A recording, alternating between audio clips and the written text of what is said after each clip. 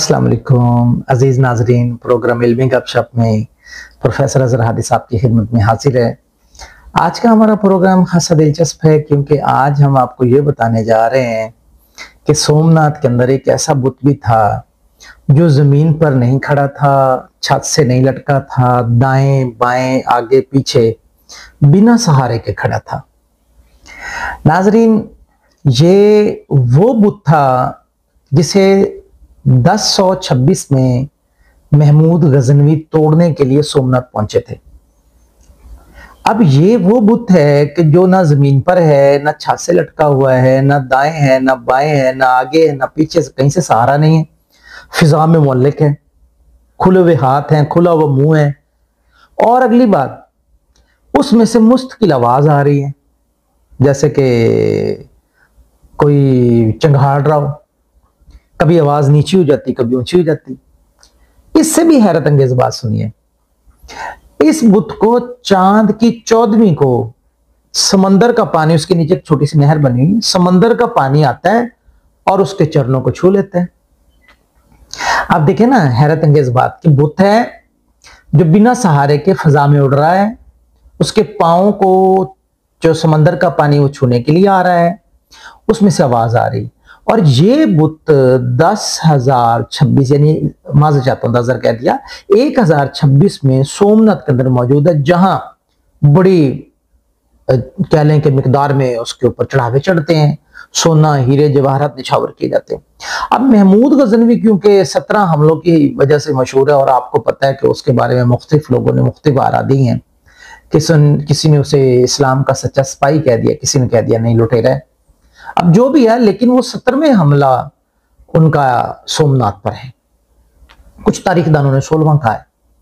अब जब वो 16वां या 17वां हमला करने के लिए सोमनाथ पे पहुंचा है तो वहां बहुत बड़ी जंग हुई, क्योंकि हर तरफ से हिंदू राजे महाराजे अपनी फौज लेकर आ गए, क्योंकि ये उनका मुकद्दस तरीन मुकाम है सोमनाथ। और बड़ी खून रेजी हुई, बड़ी जंग हुई, बड़े लोग मारे गए और आखिर सोमनाथ का जो मंदिर था वो फतह कर लिया गया। और हिंदू पंडितों ने कहा कि जितना सोना लेना है आप ले लें, मगर इस बुत को ना तोड़ें। मगर महमूद गजनवी के दिल में था कि आखिर यार इसका राज क्या है। हवा में उड़ रहा है बुत, पांव को छूने के लिए आ रहा है पानी और इसमें से आवाजें आ रही। अब अंदर जब दाखिल हुआ तो देख के हैबत तारी होगी, यार ये क्या, न जाने क्या है। लेकिन फिर भी उसने उस बुत को तोड़वाया तो पता चला कि उस बुत के अंदर मिकनातीस लगे हुए हैं और उस मंदिर की सारी दीवारों बाशमुल छत और फर्श सब जगह में मिकनातीस लगे हुए थे।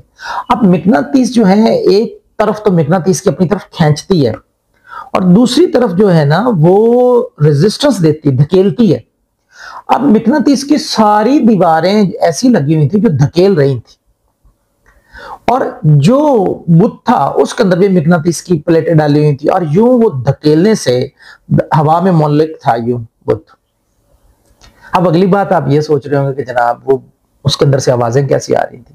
तो उसके बनाने का अंदाज ऐसे था जैसे बांसुरी को बनाया जाता है। जैसे बांसुरी में एक तरफ से हम हवा फेंके तो उसमें से सुर निकलते हैं, ताले निकलते हैं, ऐसे ही उसको इस तरह बनाया गया था कि उसके अंदर मुख्तलिफ सुराख रखे गए थे कि उसके मुंह से हवा जब दाखिल होती, क्योंकि समुद्री इलाका है वहां हर वक्त हवा चलती रहती, तो वो हवा निकल के उसके अंदर से मुख्तलिफ आवाजें पैदा कर देती। अब तीसरी बात आप ये सोच रहे हैं कि जनाब आपने तो ये भी कहा था कि चांद की 14वीं को पानी आता है और उसके चरण छू लेता है। बिल्कुल, बुत क्योंकि जमीन से इतनी बुलंदी पे था कि उसके पांव एक नीचे बनाई गई पानी की रविश या छोटी सी नहर के दरमियान में थे और वहां चांद की 14वीं को जब मद्दोजजर होता है, चांद अपनी तरफ खींचता है ना चीजें, बड़ा चांद हो जाता है तो उसकी कशिश होती है तो समंदरों का पानी उठता है, उसमें बड़ी लहरें पैदा होती। तो वो जब लहरें पैदा होती तो वो नहर भर जाती, नहर भर के पानी चलता और बुत के पांव के पास आ जाता और बुत के पांव को पानी जो है वो छूता। यूं तवाहम में मुब्तला हिंदू जो है वो समझते कि बहुत मुकद्दस बुत है और वो कहते कि जी हमें भी इस पर चढ़ावे देने चाहिए, लेकिन वो एक साइंसी तरीकाकार था जिस उन लोगों को पागल बनाया जा रहा था। नाजरीन, उम्मीद करता हूं कि आपको हमारा ये प्रोग्राम पसंद आया होगा। अगर आपको हमारी वीडियो पसंद है तो आप अपने तासुरात का जिक्र कमेंट सेक्शन में करें और हमारे चैनल को सब्सक्राइब भी करें। अपना ख्याल रखें, अगले प्रोग्राम में मिलेंगे, उस वक्त तक के लिए अल्लाह हाफिज।